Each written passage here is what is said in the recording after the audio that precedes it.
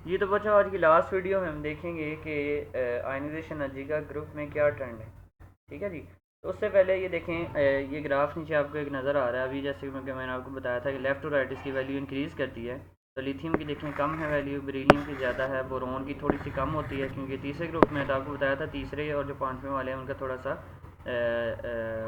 Difficulty आती है, थोड़ा सा वेरिएशन आता है। उसके बाद कार्बन की बढ़ेगी, नाइट्रोजन की, फिर ऑक्सीजन की कम होगी, फ्लोरीन की और नियॉन की बढ़ेगी। तो ये एक ग्रुप है जिसमें लेफ़्ट टू राइट ये वैल्यू इंक्रीज़ कर रही है। इसी तरह जो दूसरे ग्रुप की बात करेंगे तो उसमें भी आप देखेंगे तो ये वैल्यू लेफ़्ट टू राइट क्या कर रही है, इंक्रीज़ कर रही है। तो ऊपर टेबल में भी आपको नज़र आ रहा है कि लेफ़्ट टू राइट जो है आयनाइजेशन एनर्जी की वैल्यू क्या कर रही है, इंक्रीज़ कर रही है। ये तो होगी पीरियड की बात। पीरियोडिक टेबल में ये जो रोज़ हैं इनको हम क्या कहते हैं, पीरियड कहते हैं। तो हर पीरियड के अंदर आयनाइजेशन एनर्जी की जो वैल्यू है वो बढ़ती है। अब बात करते हैं ग्रुप में। तो ग्रुप में जब हम टॉप टू बॉटम आते हैं, ऊपर से नीचे आते हैं, तो ये वैल्यू डिक्रीज़ करती है। ठीक है, नीचे से ऊपर इंक्रीज़ करेगी, ऊपर से नीचे क्या करेगी, डिक्रीज़ करेगी। अब क्यों डिक्रीज़ करेगी, आपने एक लफ्ज़ अपने पल्ले बांध लेना है, न्यूक्लियर चार्ज, अट्रैक्शन। जहाँ पर अट्रैक्शन बढ़ रही है आयनाइजेशन एनर्जी बढ़ेगी, जहाँ पर अट्रैक्शन कम हो रही है आयनाइजेशन एनर्जी कम होगी। बस ये छोटी सी बात आप याद कर लेनी है। Left to right nuclear charge यानी कि अट्रैक्शन बढ़ता है तो आयनाइजेशन एनर्जी बढ़ती है। Top to bottom nuclear charge कम होता है तो आयनाइजेशन एनर्जी भी कम होगी। अब सवाल ये है कि न्यूक्लियर चार्ज क्यों कम होता है। उसकी वजह ये है कि जब हम टॉप टू बॉटम आते हैं तो शेल्स बढ़ते हैं, साइज़ बढ़ता है। ठीक है जी, इलेक्ट्रॉनिक शेल जो है वो इंक्रीज़ होते हैं। जब शेल्स बढ़ेंगे तो जो न्यूक्लियस का वैलेंस शेल है वो न्यूक्लियस से दूर जाता जाएगा, साइज़ बड़ा होता जाएगा।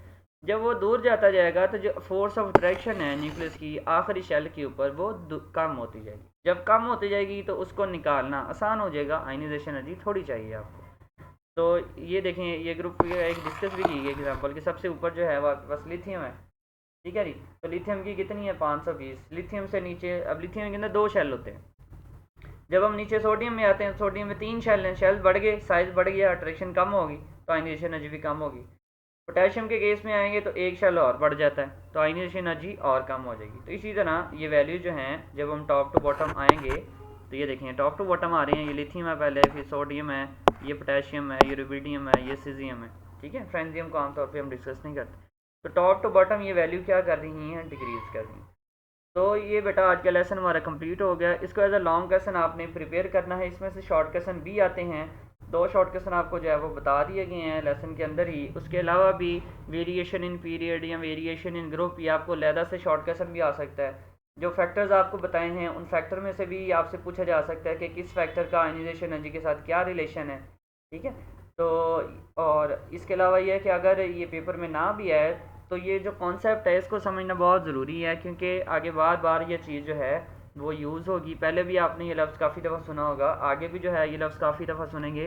तो आपको इसकी प्रॉपर अंडरस्टैंडिंग जो है बेटा होनी चाहिए।